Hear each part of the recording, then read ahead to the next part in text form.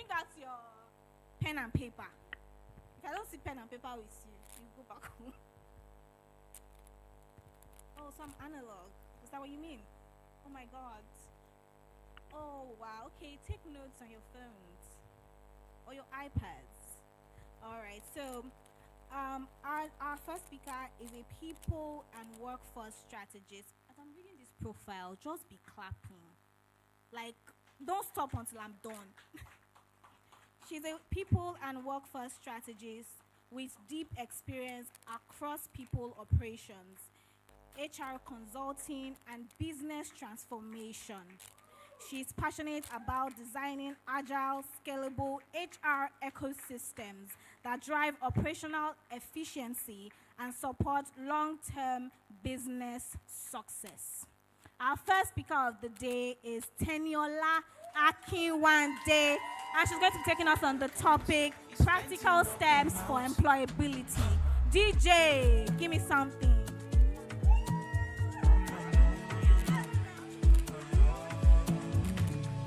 Thank you so much. Thank you so much. Thank you so much, everybody. I'm honestly so honored to be here. It's not often I get to speak at events like this. And I think for me, it's majorly because as much as people did tell me I have such a wealth of knowledge, I'm such an homebody. I like to sit in my house and write. I am a writer.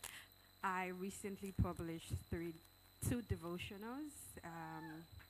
And so, thank you so much. Sorry, what was her name? Kemisola. Thank you for reading my profile. My mother really wanted that. She told us to video it. So she's such a TikTok girly, even though she's 50 plus. But yeah. So I think before I get into what I want to say, by the way, do you mind helping me cast my slides? I put in a lot of time into that slide. You must cast it. I designed it myself. All right, guys. I think what I would just like to say before I proceed into my session is, far beyond the title of human resource professional, I like to believe that the length and the breadth and the width of my identity lies first in God. So before I tell people I'm an HR professional, before I tell people I'm a writer, before I tell people I'm a scribe, and before I tell people I'm even a prophet, I like to tell people first and foremost, I'm a daughter of God. And everybody here, regardless of our conviction in Christ Jesus, we are all children of God, and God does love us. And I don't think it's by chance or coincidence that we're all here. So I'd just like us to give a round of applause for ourselves. All right. Then something else I'd like to say is, whenever people gather like this, I think it's very important that I share that every time people sit and they put together a program like this, there is a portal of knowledge that has been opened. And, the scripture says there is a spirit that dwells within a man, and the breath of the Almighty giveth it understanding. So I'd just like to pray that the channel of our spirit becomes open and receptive to everything that will be said here today, because each and every one of us that has been invited to speak here, I want you to also have the understanding that regardless of our job titles or our brands, it's more than ambition for us. It's a divine calling. So even when I'm in HR, I tell people there is a reflection of God that I bring into everything I do. So I want you to try to honor the gift and the voice of God that would be speaking through each and every one of us. I hope you're following. I hope I'm not just talking. I hope something is, it's dropping. Do not be like the rocky ground that seed failed and, bed, chop it up. So yeah, and then I would also, like I said, there is a portal of knowledge. And, when it comes to knowledge, I believe knowledge is a well. And, just like the woman by the well that met with Jesus, Jesus said, whoever shall drink of me will thirst no more. I think the emphasis here is the verb drink. So what that tells me and what that should tell you is the proportion to which your thirst is quenched is dependent on your ability to actually drink. I hope everybody's following. I'm seeing a lot of activities. So I'm going to say that again. The proportion to which your test is quenched is dependent on your ability to actually drink. And we're all here to drink of knowledge, regardless of any shape and form and expression it comes. So let's dive right into it. I'm still here to see my slide. Is it up? Okay. All right. So today I'm going to be speaking on a topic. Usually I would introduce myself, but they already did that for me. But let me just do my own introduction myself so that you hear it from the horse's mouth. My name is Teniola. By the way, ignore the fact that I put off my shoe. I believe there is no standard. We get to decide how we want to show up. So if it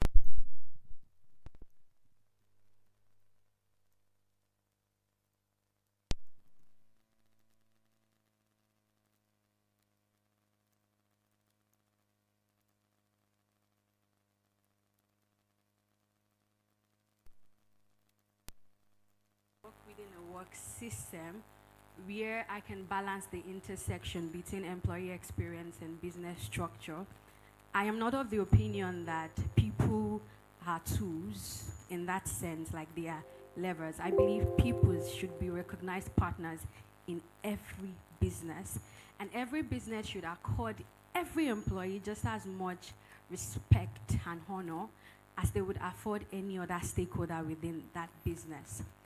So, I am one of those people that they call a people advocate in the workplace. And that does not mean I would always put the interest of the employee over the employer. Hence why I said I thrive within the intersection of balancing employer experience with the business structure. So currently I work at Andela as the Senior People Operations Specialist for the entire global team. Andela is a tech hub that is headquarters in New York. Although I work remotely here from Lagos, I manage pretty much the entire workflow regarding onboarding, offboarding, performance management, compliance, and documentation. And, you know, for the sake of my mother again, she wanted me to say this part. So when I say I manage the entire global team, what I mean by that is I pretty much coordinate the entire people operations affair for employees that are diversified in 22 countries of the world, 6 African countries, Nigeria, Kenya, Uganda, Rwanda. And I also have employees in Europe, North America, Latin America, and Asia. So the work I do is on a very large scale. And I'm not saying all of this on a global scale, I'm not saying all of this to actually brag. Personally, I do not care for validation of anybody.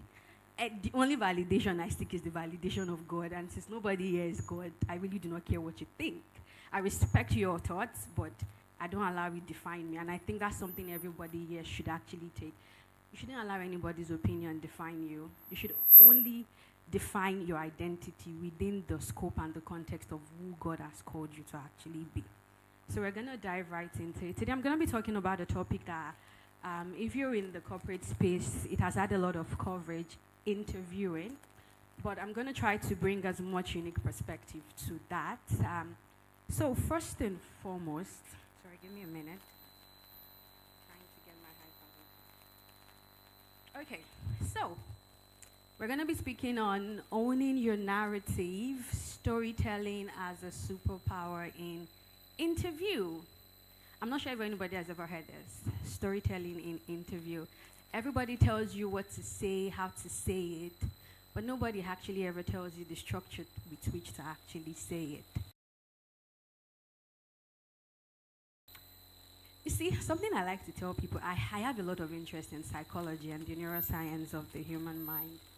And so, a lot of what you might have heard about interview includes you rattling lists of your achievements and what you've done. But you see, the thing with facts is, every time you list facts about yourself, you're interacting with the left side of a person's brain, which is where the seat of reasoning is.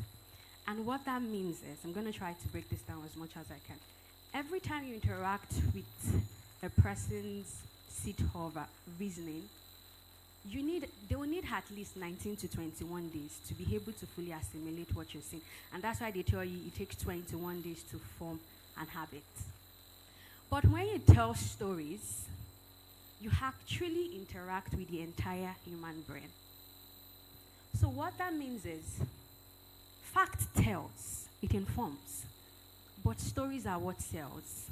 So, and I want you to also know that whenever I interview people, there's something we say in our HR, we do not hire the best candidates. We hire the best fits.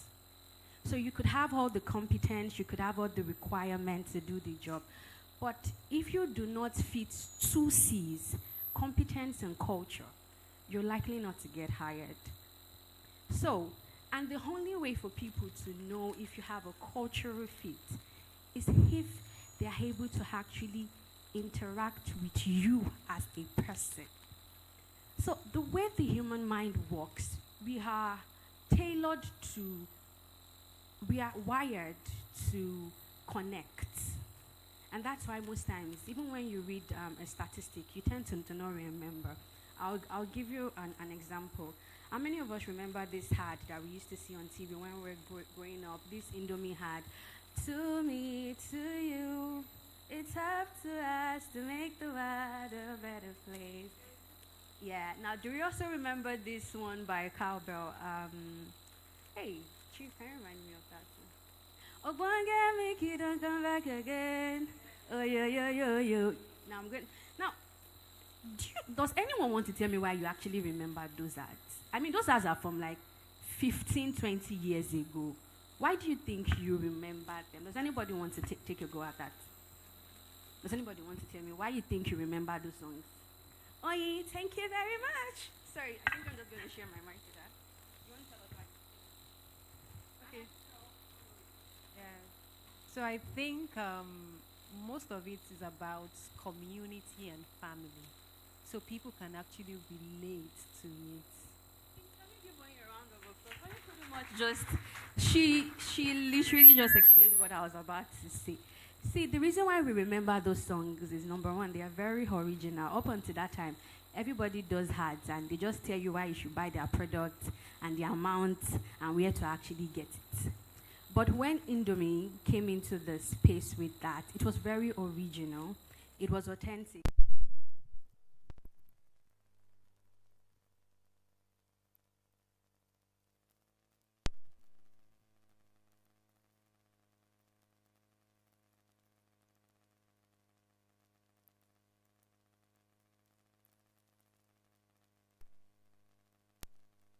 Meaning what you say is higher when you link it to a story.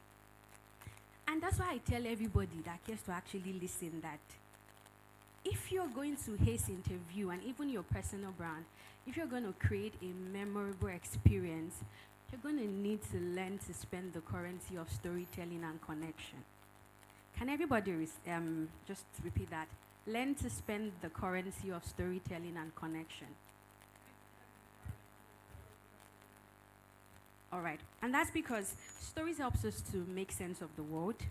So every time you share a story with a person, you're offering a framework of who you are, your choices, your values, and your journey so far. So another thing I want to make mention, can we move to the next slide, please?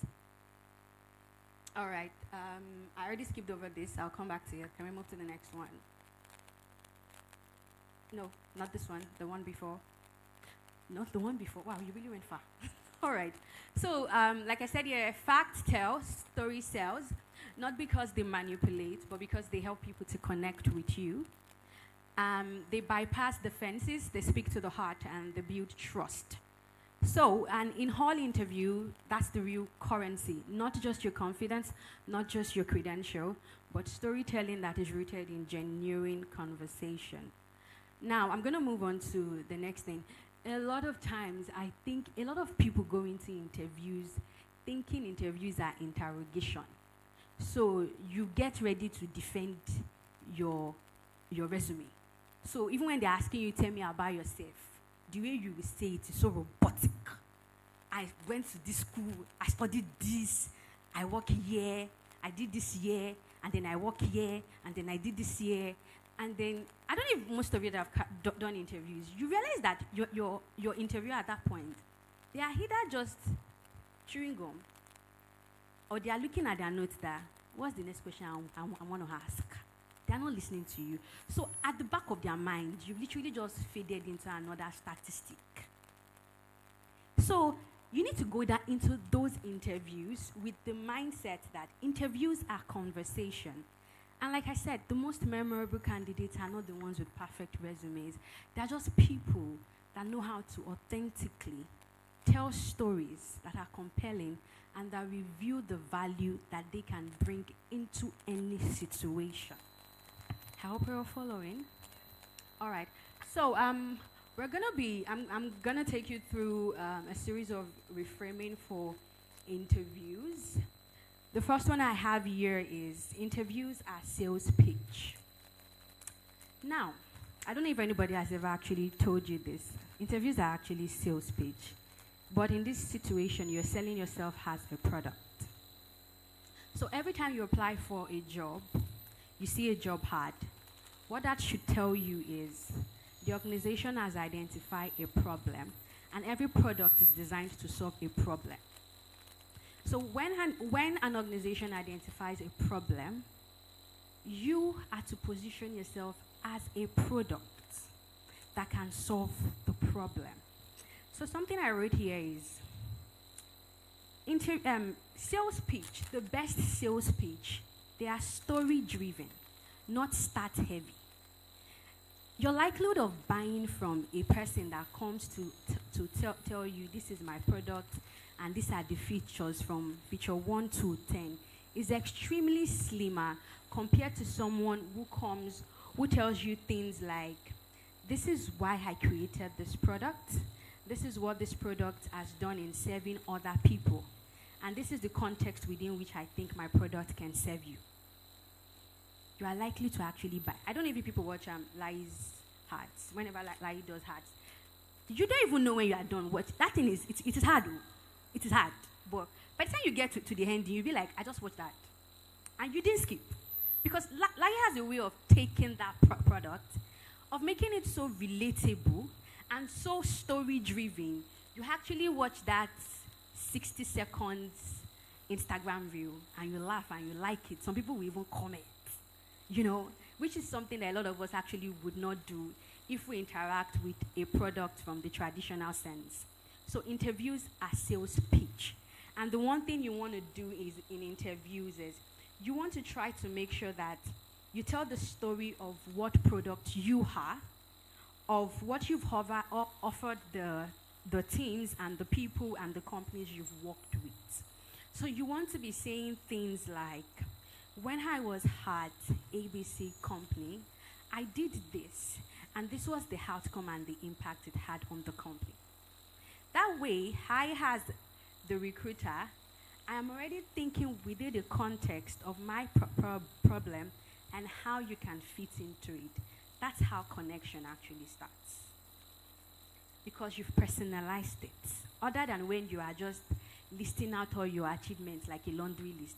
I did this. I could reconcile, and I did the payables, and I did the receivables, and I'm just there like every other person can do payables and receivables. What makes you better? I hope you're all following. All right. Then next, I want us to also remember that the goals in interview isn't to be perfect. Perfection is an illusion. Nobody's perfect, except God.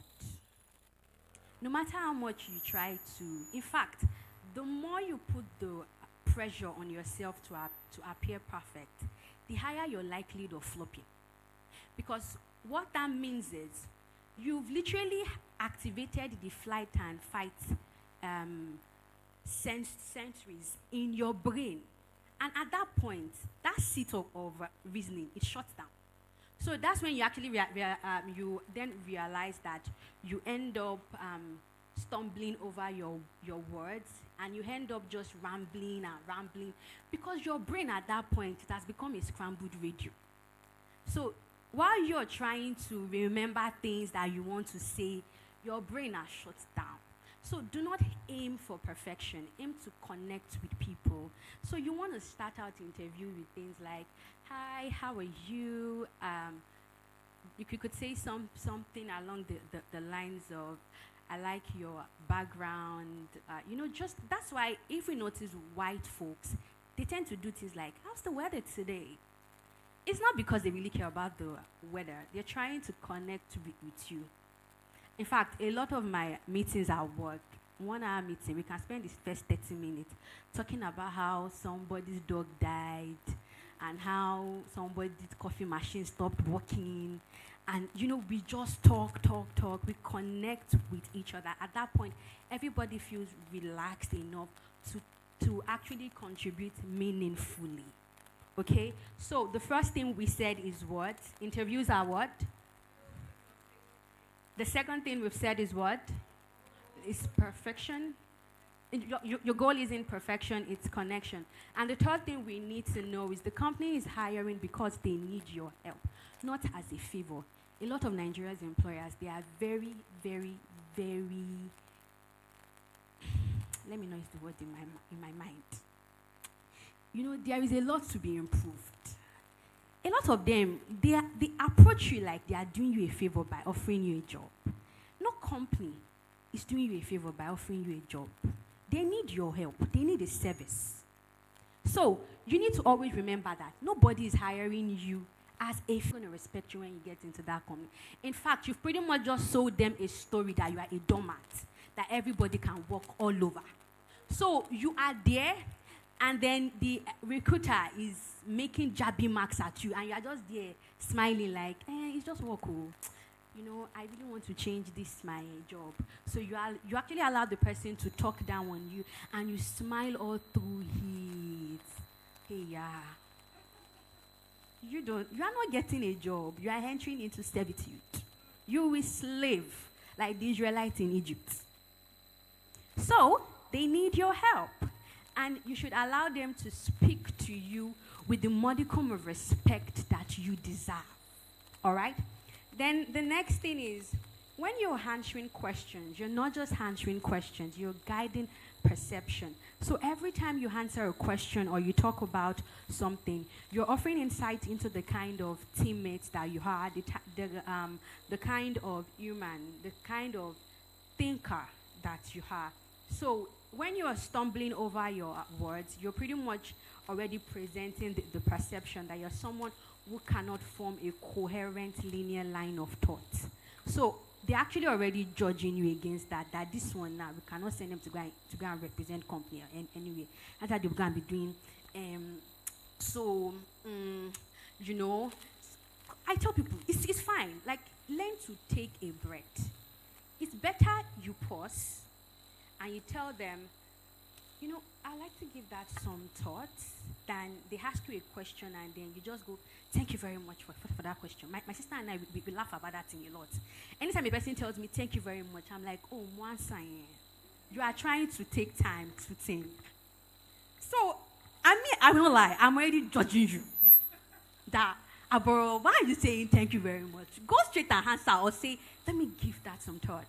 Confident people are authentic enough to take pauses and say, "I want to take time to reflect and gather my thoughts." So learn to pause. Actually pause. Nobody's going to beat you. Okay? Then the last thing is, you need to think of the interview as a stage. You are both the script writer and the actor. You actually get to determine the narrative that you sell in your interview. You get to actually determine what plots and storyline that you spotlight in every interview. And I'm still going to get to it at some point, but if you tell me about yourself really well, I can assure you that every question that will come after that are literally seeds that you've planted in the person's head, if you hack it well. And I would actually teach it in this class. So that's all for this slide. So let's just go over this again, reframing the interview. So we've learned number one, interviews are what? Your goal isn't what? It's what? The company is hiring because not as a favor to you. You're not just answering questions, you're guiding perception. And you need to think of the interview as a stage because you're both the what? Scriptwriter and the author. Yes. A round of applause for that. I'm not yet done, no, but just clap for yourself. People are doing good. All right, next slide, please. So while I proceed, I'm going to come back to this. But I want us to actually take time to start reflecting. What stories are you currently telling about yourself? And is it the kind of stories you want people to hear about you? So that's a question to think about. I'm going to come back to it. And I also want you to start thinking about it. What are the hardest part of interviews for you? In case you want to ask a question regarding that, I have a couple of options. Talking about yourself, controlling my nerves, knowing what to say, and feeling like I don't belong. So let's just start to ponder on that as I proceed in my slide. So moving on to the next section, please. Thank you very much. I have 70 minutes. People should please give me an extra minute, hey, Joe. Thank you. So, mastering, tell me about yourself. I love tell me about yourself. In fact, I feel like the most important superpower you need to have when you want to hack interview is to fully equip yourself to answer, tell me about yourself. And I'll tell you why. Tell me about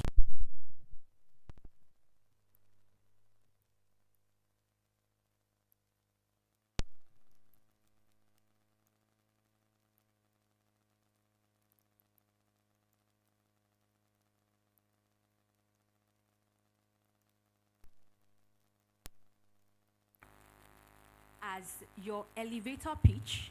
Do we know what an elevator pitch is?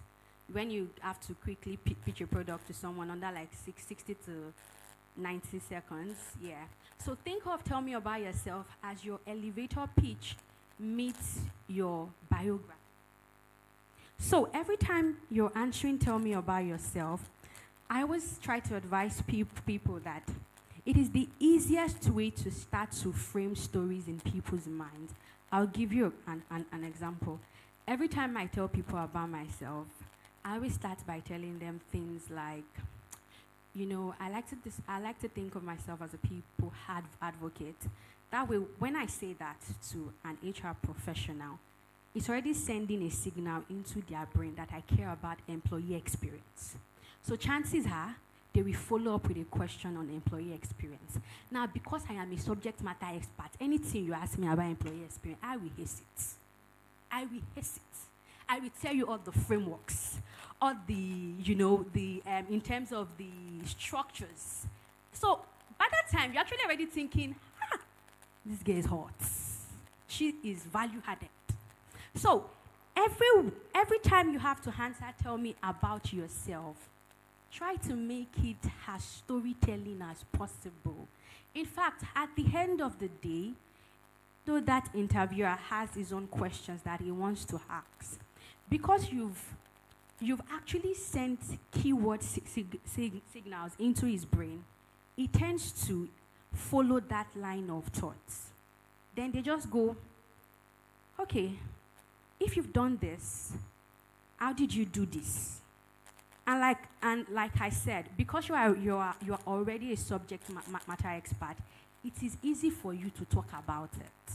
And that way, you're actually already selling that image of a professional. And the likelihood of the person moving you to the next stage is extremely high. All right? So you want to tend to use a structure of past, present, future, or future, present, past.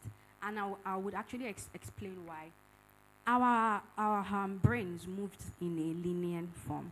So your ability to actually remember something is extremely, you actually make it a lot easier if you follow a linear, in terms of a linear pattern. So if you go from past, present, future, you will likely remember, unlike if you start at where you went to school, then where you are currently working, and where you actually now work about 5 years ago. Even the interviewer at that point would be so confused, like, what are you saying? I'm not following. So have a linear line of thought. It actually helps you to remember, and it helps the interviewer to follow along on what you're saying. I hope somebody is listening. All right. Then another thing I always like to also encourage is try to always finish with a cliffhanger. You know how we watch some movies, and the way they will end that episode, you'll be like, how will they end it? Why? Why? That's how interviews are. You want to learn that heart of ending every single thing you say with a cliffhanger, something that sparks curiosity, that makes them once again fall into that trap of asking you questions that goes along the lines of what you already know because you planted it there. Okay? So, mastering tell me about yourself. Still on tell me about yourself. Can we move to the next slide, please? Okay, so this is a very popular interview concept, the STAR method. So every time you're answering a question or you're answering tell me about yourself, I think one of the easiest way to structure what you want to actually say is to use the STAR method. So situation, that is the first S. Situation. You want to tell them what was the context of a particular thing. I'm going to give an example. Let's say you go into an organization and they tell you to talk about a time where you did so, and so. I like using accounting as examples, and I'm not even an accountant, which is so funny. I know nothing about accounting. But let's say you go into an interview and they're asking you, what is your experience with payables? Don't just say everything that they taught you in ICANN class. Everybody knows that. Start by saying things like, when I joined ABC company, I noticed this. That's the context. What you noticed, what you observed. That's the context. Then you want to then proceed to talk about the task, what needed to be done. So after I noticed this, I then realized we had to do this. Are we following? Then after I realized we had to do this, that's the task, I then did this. That's the action. What you did. That in itself sells the kind of value and impact that you bring into every work organization. Then after you did this, this is what changed. So it's more than, because a lot of people work, but they are not productive. And productivity in HR is actually measured according to your outcomes. So if you tell me you are coming to work every day, and for a quarter, 3 months, I now did performance review for you. You're not telling me every day I came and then I reconciled this and then I did this. But then I'm asking you, where are the results? Where are the outcomes? So you've pretty much done nothing. You've just been busy. A lot of people are actually busy. They are not productive. Productivity is proportional to your outcomes. If you don't have any outcome, you are doing nothing. They are just paying you to come and lounge. And even the Bible says that a laborer, is worthy of his wages. So if they are paying you money and you are doing nothing, even God is side-eyeing you. Like, you are not a faithful steward. You are useless. So let's not look useless in the eyes of God and man. Because just imagine how you're praying for promotion, and even God is looking at you that this one that you are doing safe. Even me, I don't know what you are doing there. So try to always have outcomes. Outcomes are results, and they actually help you to speak confidently in interviews. All right? So when you're talking about your outcomes, try to quantify them. I did this and this according to this percentage. I did this and this 10 out of 5. I spoke to this out of this. Just try to quantify it. It even makes it easy for the person to further retain a mental picture of what you've done. All right? Then the third thing, which is the last hour that I personally had, is reflection. So when you did this, what did you learn and discover about yourself? Whenever I talk about the process in my interviews, I actually always give this particular example, which is from my first ever job. And then I tell people, after I did that, that was when I discovered that I'm very skilled at building processes. That's a reflection. And it further solidifies whatever story you are telling at that point. So we've spoken about tell me about yourself. We've spoken about the STAR method. Now I'm going to be teaching you something very personal to me, which is in the next slide. I call it the HAT method, HAT. Now this is my personal, what would I call it? Framework. Thank you very much. You would take wine home. So we don't do that. Anyway, so the HAT method, it's my personal framework, and I would explain why. The average human, we have an attention span of just 8 seconds. Meaning anything you want to say to anybody, you have 8 seconds to actually pick their interest and get them to be curious about you. And so I always tell people that if you want to hold the attention of your listener all through your entire interview session, try to get the hang of the HAT method. So the H in the HAT method stands for hook, the A stands for action, and the T stands for tie-in. So when I talk about hook, remember how you watch ads? There are some ads that the first thing they say, even though you want to skip, it grabs your attention. I'll give an example. There's this ad that I tend to see on YouTube. This Preply, I think that's the name. Preply. I don't know if you've seen it. Anytime they start that ad, the guy that is representing Preply, he tells them why they should use Preply, and then there's this person dressed like an owl, which is supposed to actually be a diss to Duolingo. So that person is literally in the corner saying, use us because you get 50 days streak. Use us because you get 100 days streak. And that is always so funny to me because I'm like, actually, that's what Duolingo offers us. Use me because I offer you streak. It's really not. If you ask me, I don't think Duolingo is the most value-added product. Preply really does a lot better. So I tend to actually stick. Why? Because of the hook, the way they started that entire ad, it captures and captivates my attention. So when you are introducing yourself or you are telling a story, like I said, every time I want to introduce myself, I say things. I don't start by saying, I am an HR professional, I am certified. They can read that on my CV. They know that. It's not going to get their attention.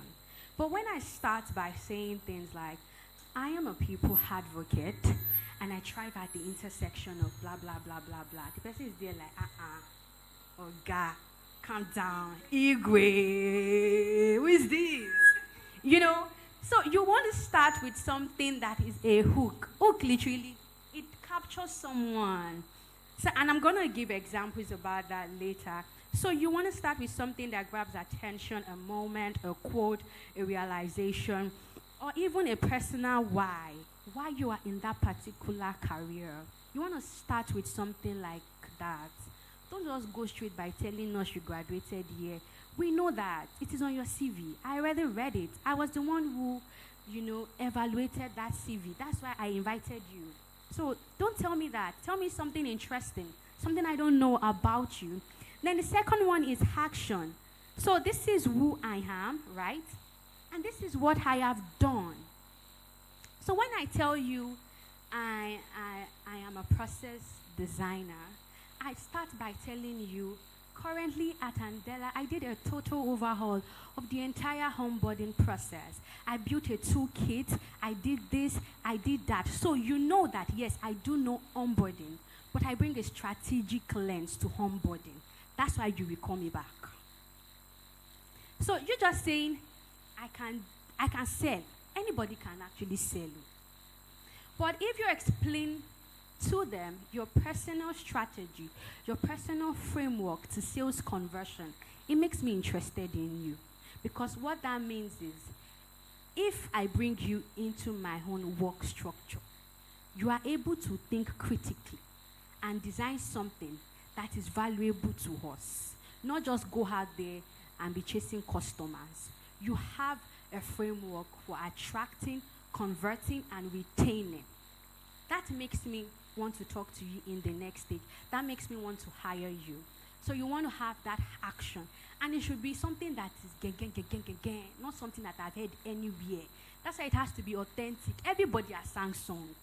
Let's be honest. But Indomie one is talk. Even Mimi has Boom Cha Cha Mimi. I love that song. But I still preferred Indomie because Indomie had this thing where you would actually see kids. And that time, everybody was aspiring to actually be Destiny kids. So you are watching that Indomie ad, and they are seeing kids talk about, that song, and you're just there like, yes, everybody has sang song, but this one is relatable for me as a child. So you want to say things that are relatable, things that are unique to you. Don't just say generic things, even if you are using ChatGPT. Tell ChatGPT, this is me. Can you hear me write this thing? That it reflects me. Don't just say, ChatGPT, how do I do this? That one is to tell you what is on the web. It's what you ask it to tell you. But if you now give it more insight into you as a person, it will personalize it for you. Me, I am not against people using AI. AI is a tool. It is like phone. You are not going to be sending how to call your mother. You will carry your phone and call her. So, if you can use AI, sit down. Allow AI to personalize informations for you. But don't now let it to do garbage in, garbage out. That when I see it, I'll be like, hey, hi in the making. Line by line, I can read it that this one, she did not write it. This is ChatGPT. It's written all over it. So try to personalize it. And then the last one is tie in. So you've actually said something that grabs attention. You said what you do and what you've done. Then you have to actually then sell. Why does this story matter? How does it show your value, your growth, and your fit for this particular role you are interviewing for? So I'm going to give you a series of examples. I'm not sure the demographic of the people I'm speaking, but I try to mix it up. So let's say you're someone who's just coming out of school and you want to get into HR. You obviously don't have any work experience. So what you want to be talking about is, what drew me to HR wasn't policy, it was people.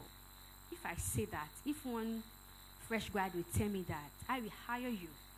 Because for you to sit down and think like that, tell me a story that is not, I went to a school and I graduated with this in human resource, and then I've actually served, and then I have passion. God, I hate that word. I have passion for what? Everybody has passion. Live passion. Tell me things that are unique. What drew me to HR wasn't policy, it was people. That is the hook. That is what captivates me. So even if I was actually busy typing up emails or documents, I would actually pause and be like, this one is different. This one is special. I would actually give you my full attention. So when you start with something like that, what drew me to HR wasn't policy. It was people. During a school project, I conducted exit interviews for a retail firm, and I realized how many people leave not because of pay, but because they felt unseen. Now, the action there is conducting interviews during your final year project. That is what you actually did.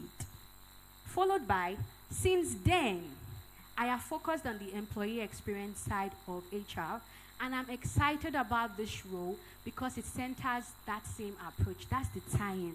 On that spot, I will tell you, me personally, I always tell people, how soon can you resume? You are very trainable, because what that signals to me is you're someone who has a mind of their own. You're someone who can think. Meaning, if I train you, you can become so good at that job, so good to the point where you can even go on to do amazing things even when you far leave that organization. Everybody is looking for who they would train, someone that they can deposit knowledge into. And I personally, I hate mentoring lazy people, people that cannot think critically, even adults, professionals. You will come, this thing is not working. Okay, solution. What can we do? So you actually expect me to not be the one to tell you, go and do. A lot of adults lack critical thinking, and there's nothing that makes you more basic than not being able to think. Like, God gave you brain. Use it. Sit down and think. Why are you coming to me to tell me HR? HR what? Oh, Lokpoloni. Sit down now. Why are you coming to tell your manager? So what now happened is when I was doing, so that's why I could not finish. The manager will actually look at you like, this one is recruitment error. Wait, there is a word we have for that. Pure. If HR call you pure, my dear, go and sit down and cry and tell God, they call me pure. Pure means, tell me again, previously unidentified recruitment error. You are like a defect.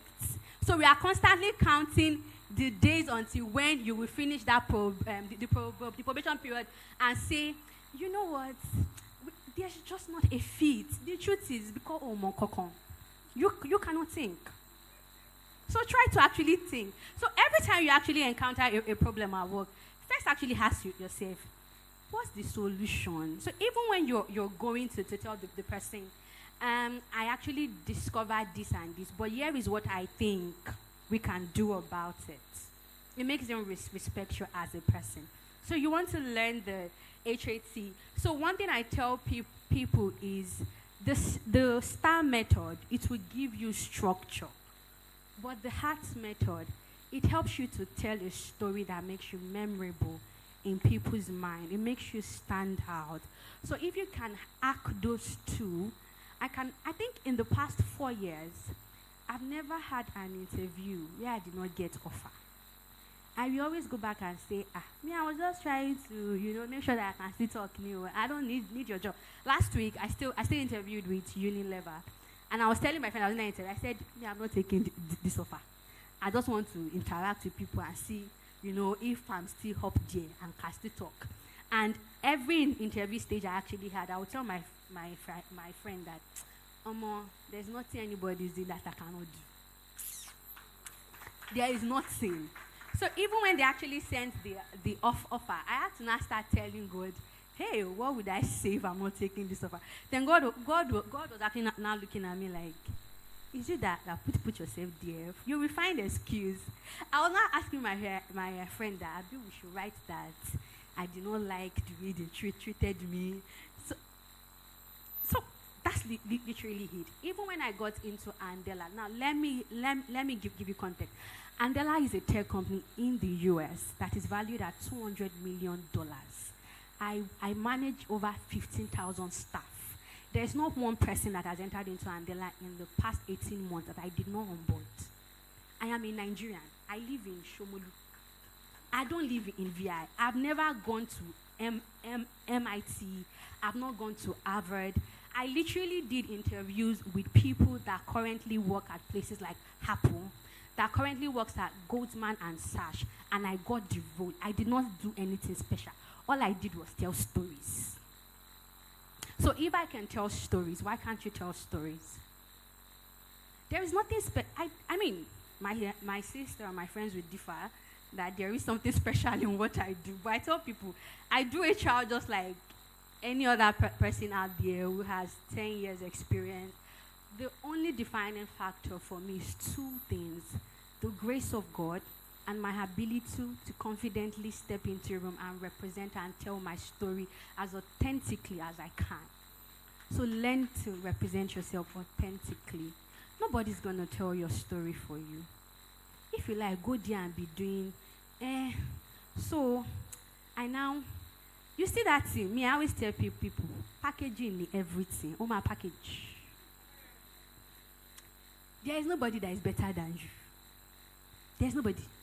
Even the ones that have 2 MBAs. The only thing is they probably have an added advantage of knowledge, which is something you can read up on the internet. There are a lot of things I know. My friend will say, you know this. I say, I actually read though. I don't need to. Personally, I hate doom scrolling, all this TikTok. I feel like you are frying your brain. That's why you can't watch more than a 60-second video. Some of you will watch TV. You are already fast forwarding, fast forwarding, fast forwarding. Your brain is fried. Read book. Go outside. Touch grass. Touch grass. Don't be pressing phone all day long. You now wonder, why can't this person speak like this and I cannot? They are not doom scrolling like you. They are reading. They are actually reading. I remember when I was interviewing for uni level, I spoke to their people experience partner, the head of people experience, and not to actually brag, I was sharing frameworks, and this man would actually say, "Please, sorry, give me a minute. Do you mind repeating that again?" These were things that I sat down, I researched, and I learned. This man, he went to Harvard. His profile is on LinkedIn. I can tell you his name. I did not go to Harvard. All I do is I read. Please, let's try to actually read. Try to have a very informed mind. In whatever field that you are, don't wait until you are a manager. One of the things I love my elder sister for, she's one of those people that actually inspire me. My sister is someone who studied industrial chemistry, but my sister is so well read. In fact, we actually have this thing where I would just call her and ask her something, and she'd be like, "Tell me, you can Google this thing." No, I'll say, "No, you tell me." It's because I have this confidence that my sister knows everything. My sister reads a lot. So read, not for bragging rights, but so that when that opportunity comes, you can talk and be confident. So I'm actually don't want to move paper about me. Thank you very much. So last thing first, the last thing I will talk about here is how to plant follow-up questions. I think that is slide. Sorry, we're gonna just skip. Yes, how to plant follow-up questions. So pro tip, always try to end your answers with a curiosity bit. Like I said, that cliffhanger, just try to say something that makes them want to follow up and ask you things. Then the next thing is use stories to plant ideas. They will ask what you make them curious about.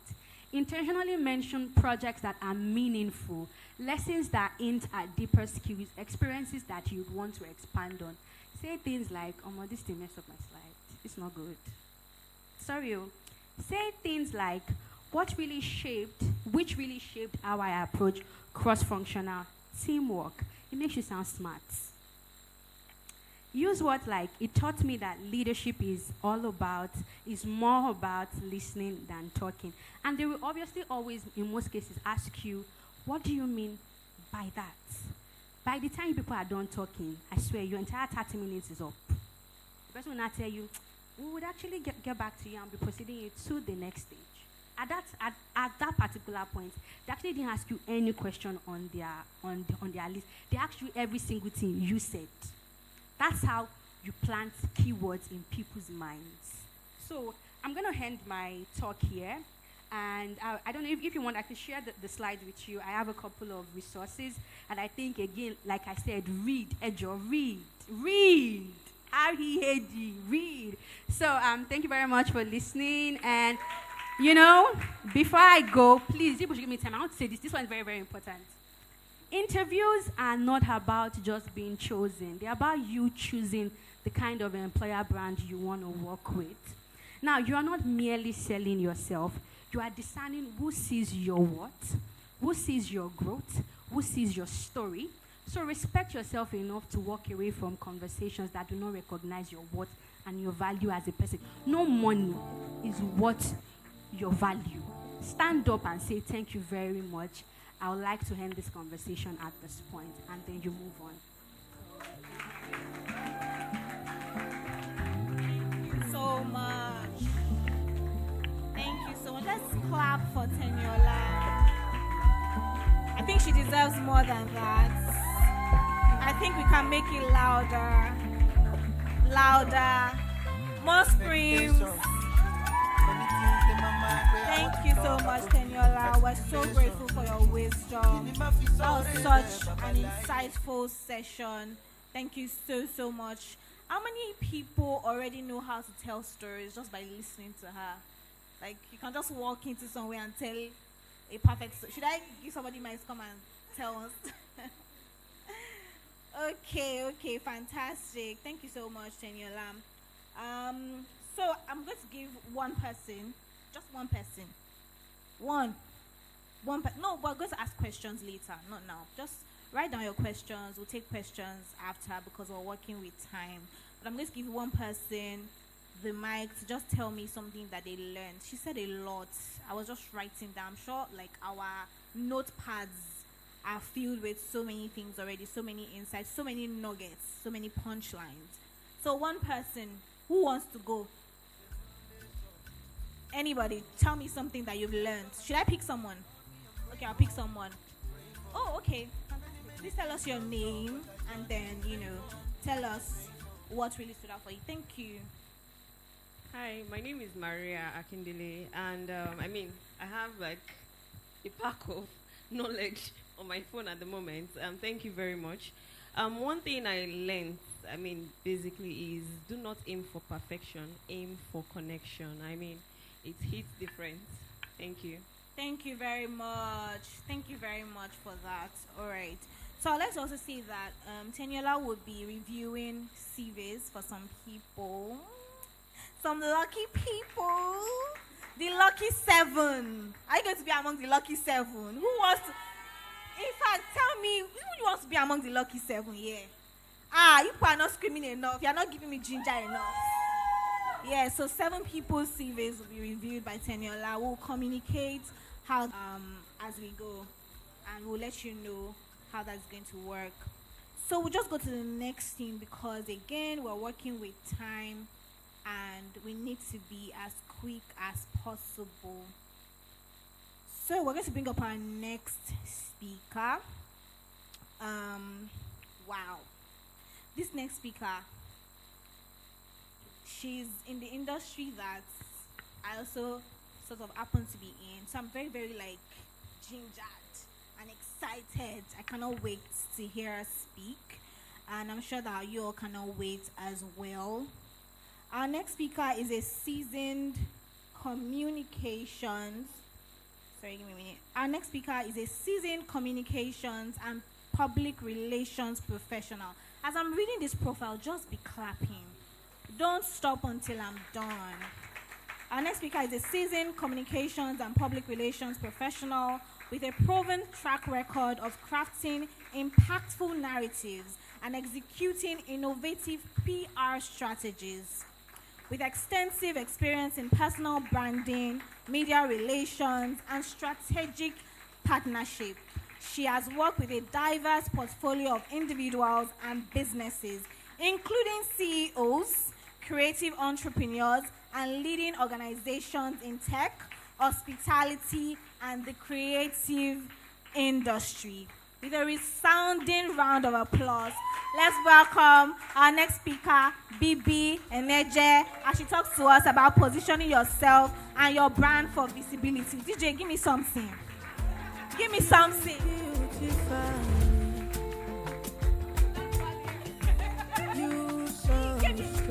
Come on. Go girl. Go girl. Hey. Hello everyone. Good afternoon. Hello everyone. If you're happy and you know, clap your hands. If you're happy and you know, stand up. If you're happy and you know it, and you really want to show it, if you're happy and you know it, say hooray. Hooray. Okay, that's the energy. You can sit down now. Welcome back. All right, please give me a moment to set this up. The first thing I'd like to say is when the Holy Spirit tells you to do something, do it. They told me to do slides, I didn't do it. In my defense, I've been roaming up and down Lagos for the past 2 weeks. The last time she reached out to me, I was on a boat. Don't ask me where I was going. But yeah, I'll try as much as possible to carry you along the process. So before I start, I would like to know who's in the room. Are you a business owner? business owner, corporate girlies. Ah, nice. Okay. Students, corporate girlie and business owner. Students, corporate girlie, business owner. Okay, okay, amazing. Then if you are doing that and you are a mom. Okay, amazing. Now, if you are doing that and you are a mom, a wife, and a minister. Okay, I'll give you a brief background on why I asked those questions.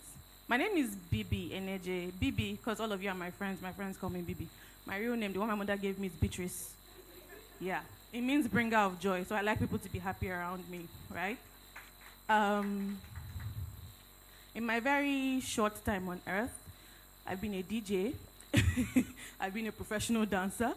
I've worked in a PR agency. I own a PR agency. I worked in tech, real estate, lifestyle, random things, right? However, I've been able to piece different aspects of my life to what I currently do today. And that's what I want to talk about right now. Positioning yourself and your brand for visibility. Does that make sense? Okay. Now, the reason why I asked you the questions I asked you is because we're in a very interesting economic landscape. And so to survive or to be a baby girl, you have to do 3 or 4 things, legal things, to ensure that you have the bag heavy enough to sustain your lifestyle, right? And so I know for a fact that there are many people that have passions, that have businesses, or that work in things that cut across different fields, different industries, different sectors, right? And so I know that many of you are currently there because you're asking, what do I do with my life? I love fashion, but I also want to be taken seriously. I also want to do finance. I also want to preach. I also want to be able to take care of my daughter, you know. And so that's what we're going to talk about today. Are we together? Okay, amazing.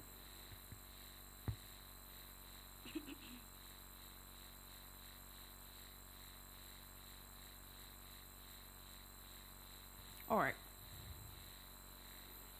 Now, when I work with people on something we call personal branding in PR, the first thing we're able to do is to write something called a core message. Basically, what this core message is that it carries a brief information that states what you know, what you like, what you're passionate about, and what you want to change. So 4 questions: what you know, what you like, what you're passionate about, and what you want to change. 4 things. And then after writing this core message, you still have to come back and ask questions like, what do people say about me when I'm not there?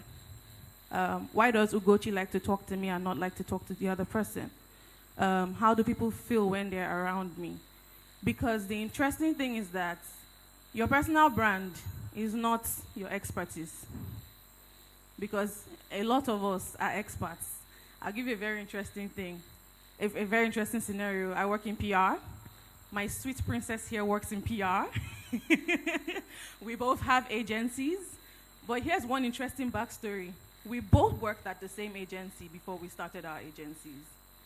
So if you look back at the trajectory of our lives or our journey, she has more leverage than I do sometimes because she started before me. When I came there, she was my senior, you know. And at this point, I could say, okay, she has more experience than me. So would you say her personal brand is stronger than mine just because she has more experience than I do? Our personal brands are different, and we're able to reach out to different types of people because of our personality. It's not because of our expertise. So note this down. My personal brand is not my expertise, it's my personality. It's the culmination of everything, the bits and pieces that make up who I am. I started with saying my name means bringer of joy. You have to be happy around me. I'm sorry. Whether you're a client, you are the client's mother, you are the client's uncle that does not like the client, you will smile. I'm sorry. It's part of my own personal. That's what we do here. We bring joy. We're not angry people, you know. So that's part of my personal brand. And so we're going to ask ourselves certain questions. When Ugochi reached out, she said, please, I want this to be as practical as possible. Don't come and tell them aspire to Magua. So please, we're going to write. Are we together? Okay, so so the first thing I want you to do is write 3 things that you know how to do. 3 things that you know how to do. Tenny came and she's like, anything you tell me about HR, I will ace it. Okay. Okay. Sorry, we are sorry. Don't be angry. If you ask me anything about HR, I don't know. So what are the 3 things that you know how to do? I can dance. I can cook. I can DJ. You think they are not important? Okay, plan events first. And guess what? As a PR professional, I have to plan events sometimes. So if I don't know what a menu is supposed to consist of, have I not failed? Imagine if I'm planning a dinner for HNIs and I don't know that some people are vegetarians and some, they like meat. Have I not failed? So does knowing how to cook help me or not? Now, if I'm doing a beauty event or I'm hosting an event for governors and presidents, does being a DJ not help me? Because am I going to go to where our dear president is and go and play Lao? You too, you have to have sense. So all of these things that I have learned from years ago find their way back to what I do today. Does that make sense? Okay, so 3 things that you know. Are we done? 3 things that you like. They can be the same thing, no? Like me, I like money, I know money. They can be the same thing. So 3 things you know, 3 things you like. Are we done? If you are done, say hi. Somebody is not writing, no. I did not look at you.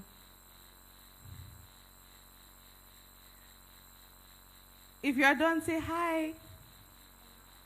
And it has to be stronger. If you are done, say hi. 3 things you are passionate about. 2 different, like and passion. But me, I'm passionate about money, having money. So if you are like me, I don't know how you want to put that.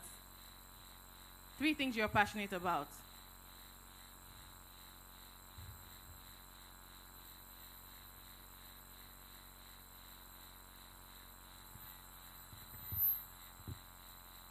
And finally, 3 things you want to change. It's okay if it's just 1 thing, but it'll be good to have 3 things. So 3 things you want to change in your family, in your streets, in your community, in your village, in Nigeria, in Africa, in the world. So it can be as small as your house or as big as the world. So 3 things you want to change. 1 thing I want to change in my family is the level of wealth we have. We need strong generational wealth. The type that when you say my name in some places, they'll just give her the job. Like now, I shouldn't have been looking for a job or trying to look for clients. I should be a Nepo baby. No, I should just go there and they're like, take. Your uncle said we should give you. Like, it's easy. But we now have to have sense. It's sad. Who is laughing? Laugh with your chest. Okay. Now, from these things that you have written, are you able to coin a statement that says, my name is Bibi Eneje. I am knowledgeable about navigating the streets of Shomolu. I like it, or I love when I go outside and I see all the kids happy, playing with each other, and comfortable and safe. What I want to change is that when I step outside, I do not want to see potholes in the road. Or I don't want to see cars driving in a certain way. Or I don't want cars to be parked in a certain way because it then stops the children from playing outside. It makes the road unsafe for them. And the potholes get people's cars to be spoiled on the road. Can you craft a statement like that? So I want somebody to do it and I want you to read it for us. Yes, I'm a teacher. If you can read your statements, hands up. Let me make this interesting. I have money to give whoever reads their statement. If you can read your statement, hands up. Anybody? Yay! And she looks like me. Oh, thank God. Hi everyone. Okay, following the. All right, my name is Olayemi Olufemi. I'm good at cooking, teaching, and building processes for people, and I like to teach. I really enjoy it. Makes me really happy, and I'm passionate about teaching and counseling young people, especially teenagers. And one thing I want to change in the world is helping young people find their direction in life as early as possible. I teach. Okay, thank you very, very much. Please put your hands together for her again. All right, so now we're going to do something else, interestingly. So if you're able to craft that message for yourself based on what you know, what you like, what you want to change, what you're passionate about, you have something called a core message. That's where every other thing would stem from. So for example, she likes to cook, she likes to teach, and she likes to help people improve themselves generally, right? How many other jobs can she do aside from teaching if she was going to remain a corporate girly? What else? What else? What else?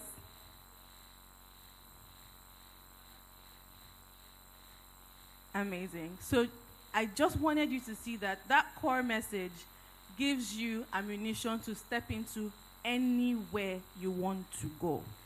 Does that make sense? Now we're going to move on to projecting this person that you have now realized that you are to everyone, right? Projecting them and projecting them in the right way. And sorry, I'm going to be vain sometimes because, I don't know. Well. Okay. So the first step for me was to clarify your brand's purpose, right? And find your core message, which we have done. The next step now would be to audit and optimize your digital presence. Because before I knew you, I found you on Instagram. I know that's not what's in the Bible, but let me tell you how. After Ugochi put up the flyer, I saw my darling Oyinda, and then I saw another beautiful lady. I'm like, hey, who's this? And I now went on Instagram, and I checked her page. I'm sorry. And I went on Instagram, and I checked her page. And then I went on LinkedIn, and I checked her page. Guess what I did next? I Googled her name to find out who she was or what she does. Does that make sense? So you have to then sit down. After you said, oh, I want to change everything in Shomolu, I want to become the governor of Lagos State, what does your online presence say about you? I've caught some people. I've caught some people, right? What does your online presence say about you? Do I lie when I say you HR people go and Google people's names? Eh? It's a lie. Okay, but do you check? You check Google, you check LinkedIn, and recently they now check Instagram. Oh, I know for a fact that they now check Instagram. My sister didn't get a job somewhere that she really wanted because on Instagram she's a baddie. She didn't post anything concerning the job. Instagram and LinkedIn, two different people. So, so she didn't get it because, well, I don't know. Let's just say that was the reason, right? But what does your online presence say about you? So let's ask this question practically. Who wants to go? Who wants to be my lab rat? Lab rat. You. So what do you do? Awesome, thank you.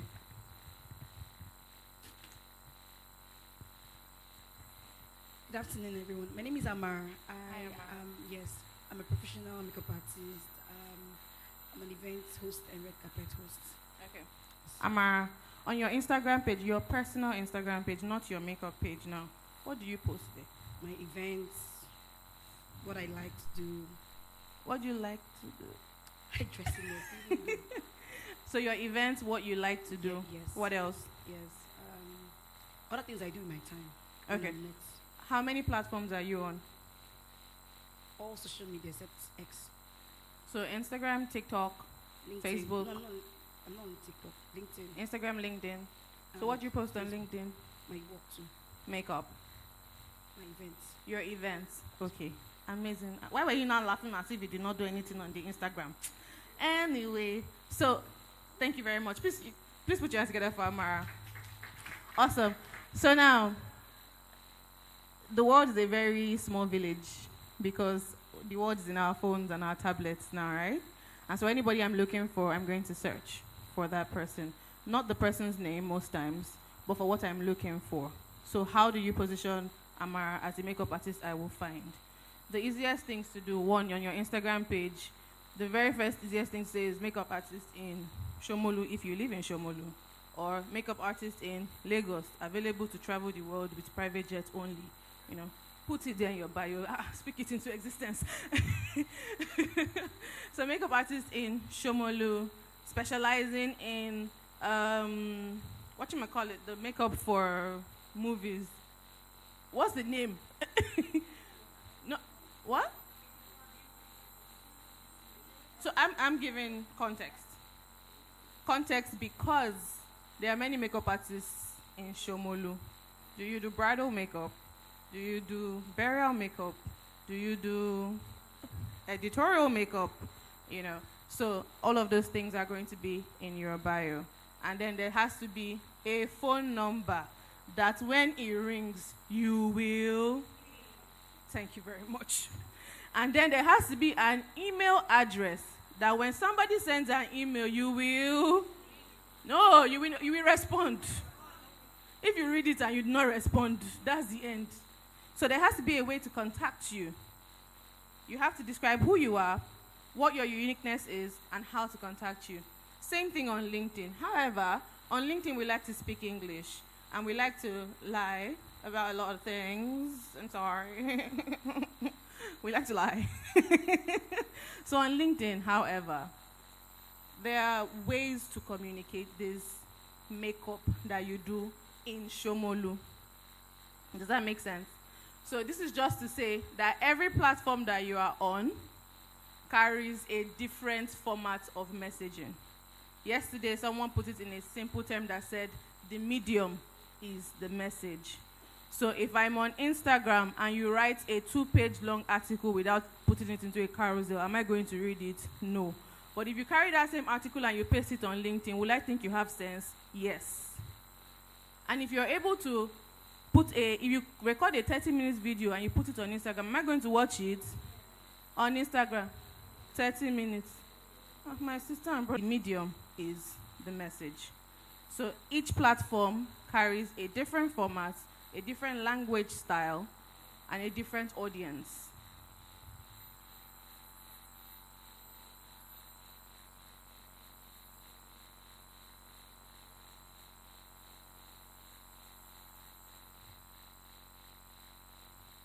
Sorry, I went to go and press something else. One moment. Okay. All right, we're here. We're back on. Okay. Now the next step is to show your work publicly. And I'm an advocate now for, I'm saying now because like 2 months ago it was not the same thing. Now, I want to see the process. Before now, I felt like, or I always thought that you should come out with the best work. And I had a reason why. Because it might be the first thing I would see about you. Right? And unfortunately, in beauty, if the first thing I see is ugly, I'm not coming back. In fashion, if the first thing I see is an ugly dress that's not sewed well, I'm not coming back. In fact, if you put it at 2,000 naira, I say that's the reason that dress is 2,000 naira. And I will never come back, you know. But right now, I'm open to the idea of seeing your process. And when I say I want to see your process, it does not mean that you are going to do this haphazardly, right? Earlier when we came in, somebody said something about Ugochi, that everything she does it with excellence. So you need to decide within yourself that every time you show up, you are showing up with excellence. You're showing up with a standard. Now, so showing your work publicly. I'll take, for example, someone who's in the fashion space. How do you source for your fabrics? Why did you start making dresses? Why did you choose this type of dresses? Why are you making dresses for this type of people? I want to know that from you, the person who is making the dresses, or who is the founder of this business, right? Founder now is not so that you go and buy CEO chair and keep in the office. You don't know CEO chair. It's long, the back is long like this, that one. So as the founder, you are the custodian of your brand story. So every time I see you, I want to know why you started this business. Why, in fact, let's not even say why you started this business. Why you decided to provide a solution to this problem. For example, when I came into the agency I was working at, I met someone. She's one of my best friends now. Anyway, she's here. I met someone, and when I met her, she was making dresses for plus-size women only. And if you see her, you know why, right? Because she was a plus-size girl. She couldn't find nice dresses. But then what made me really happy was the type of dresses she made. She didn't make boo-boo. You know, she made corsets that fits plus-size girls, and our things were not everywhere, you know. Don't worry, we're getting there. You know, she made outfits that actually fit and made us look good because she understood the pain of what we were going through. And the other thing that she now did, in fact, if you see her today, there's nowhere she goes. If you see her, when she's coming, you are smelling money. That's why I like following her up and down, because when you see her and see me, you think that we have money. Good. But she has money. She'll be like when you see her. You know, she showed up looking like the solution that she was trying to provide. So when I say I want to see your process, please be careful of what you are videoing. Be careful of the pictures you are putting up. Be careful of the kind of words that you use to describe yourself, to describe your business, to describe the solution that you are providing. Does that make sense? Awesome. Thank you. Now, the next thing is to commit to a visibility rhythm. Normally, this thing would have been said in this way. Be consistent. That's not what I'm trying to say. 2 years ago, I made a statement. I said, consistency does not mean every day. And somebody asked me how. Consistency means showing up with a certain standard every single time you need to show up. It's not, I must post by 7 a.m. every morning, 7 a.m. every Monday, 7 a.m. every Tuesday. You know, and then you post gutter on 7 a.m. in Monday morning. Tuesday morning, you now post empty plates of food. Wednesday morning, you now post apple core. And you are selling hair. All these three things, they did not combine. You've been consistent at doing the wrong thing. So you need to find a rhythm that works for you. For example, LinkedIn is a very intimidating platform. Like I said, we like to speak a lot of English. All of us, we are wearing hair. We are wearing suits. You know, we look very serious. Like we all have sense. It's not true most of the time. But what I'm trying to say, hear me out, is you need to find a rhythm that works for you.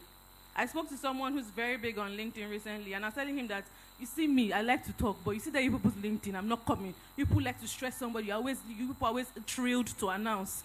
I'm not announcing anything. It's okay. I don't want to, and I don't have anything to announce. Thank you. You know. But then he made a statement. He said, if it's one time a month you need to post on LinkedIn, come and post one time a month. Because we Lagosians, we are living in our bubble that the whole world is in Lagos. Yeah, we do it. We think the whole world is in Lagos. And let me tell you how. If you work with half of the beauty businesses or fashion businesses in Lagos and you've not posted before 6 p.m., they will tell you that. How do you want the audience to see it? I'm sorry, the people who are 6 hours ahead of us, are they not going to see it? So we've told ourselves that in this Nigeria, this is where we are going to be. without even saying it with our mouth. So find a rhythm that works for you. If you can post only by 7 p.m. every day, please post by 7 p.m. every day. I used to carry my phone by 7 p.m. Maybe it's by that 7 p.m. I even have time to transfer the money for the dress. You know? So find a rhythm that works for you. Good? We good? Leverage communities and collaboration. I'm going to start from communities. If you're in PR, you work in PR and communications, we have an array of communities that you can be a part of. What this does is that it gives you access to people, it gives you access to opportunities, and it helps you become visible without you having to make too much noise. So I'll give you an example. There's a platform called the Comms Avenue. The Comms Avenue is for entry-level to mid-level professionals, and their courses, they have hangouts, they have events, they have mentorship that you can sign up for by just being part of a Telegram group. It's not complex. It's like join any of you in Web3 here, cryptocurrency people. You people are not here.